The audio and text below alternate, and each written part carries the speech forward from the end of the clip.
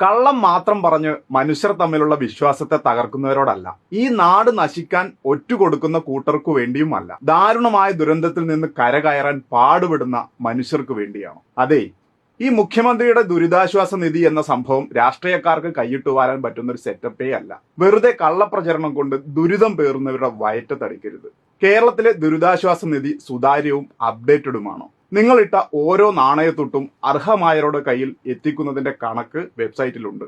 കയറി നോക്കാം, ആർക്കും എപ്പോ വേണമെങ്കിലും. ദുരിതാശ്വാസ നിധിയിൽ നിന്നും ഒരു രൂപ പോലും മറ്റൊരാവശ്യത്തിന് ചെലവഴിക്കാൻ സാധിക്കില്ല.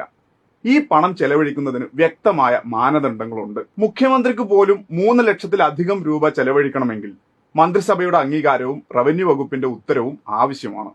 തുടർന്ന് ഫിനാൻസ് സെക്രട്ടറിയുടെ അക്കൗണ്ടിൽ നിന്നാണ് പണം നൽകുന്നത്. ജനങ്ങൾ നൽകിയ സംഭാവനയിൽ നിന്ന് ഒരു രൂപ പോലും മറ്റൊരാവശ്യത്തിനു വേണ്ടിയും ഇതുവരെയും ഉപയോഗിച്ചിട്ടില്ല. എല്ലാം നഷ്ടപ്പെട്ടവരെ കൈപിടിച്ചുയർത്താൻ ഏറ്റവും വിശ്വാസയോഗ്യമായ CMDRFിലേക്കല്ലാതെ എങ്ങോട്ടാണ് നമ്മുടെ പങ്ക് കൊടുക്കേണ്ടത്? നമുക്കൊന്നിച്ച് കൈകോർക്കാം, നമുക്കൊന്നിച്ച് നേരിടാം.